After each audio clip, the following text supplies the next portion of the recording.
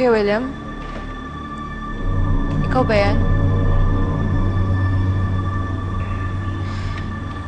Sinasabi ko na nga ba ikaw yan eh? Bakit mo ako sinusundan? Grace, nagsisimba lang ako and then nakita kita. Yan din ang sinabi mo sa center. What a coincidence, right? Coincidence ba talaga? O sadyang sinusundan mo lang ako? Grace, you can't be serious.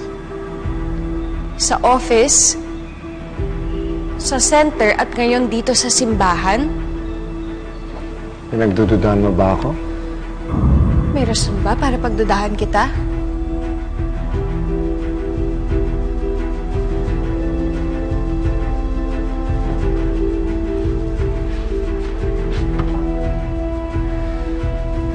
Sabihin mo nga sa akin. May tattoo ka ba sa kamay? Hindi ko alam kung anong gusto mapalabasin. Yung mga pagtatanong mo tungkol sa nanggahasa sa akin. Bakit? Bakit mo ako tinatanong? Because I want to help you. Matutulungan mo ba ako? Bakit? Kilala mo ba siya? Paano kung sabihin kong oo? Sino?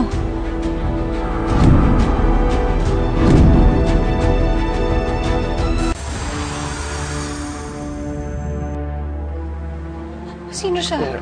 What I mean to say is, kaya ko siya hanapin para sa'yo. Paano mo naman gagawin yun? Sa pagkaalam ko, Grace, adik-adik ang lalaking to. May mga contact pa rin ako.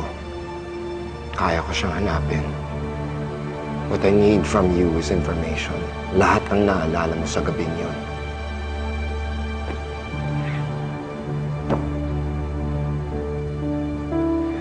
Okay. Ang totoo niyan, sinusundan kita. Sinusundan kita dahil matagal ko nang gustong gawin to. I want to help you, Grace, kaya ang dami kong mga tanong.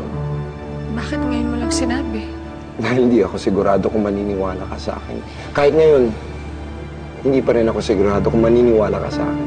Kung hindi ako, bakit hindi mo sinabi kay Edward? Alam mong siya ang abogado ko. Hindi pwede. Kakabalik ko lang sa pamilya. Kapag nalaman nila na may contact pa rin ako, sigurado kung masama ang isipin nila sa akin. And I can't afford that. Kaya kita tulungan. But my family cannot. No, the question is, Grace, gusto mo ba ng tulong ko?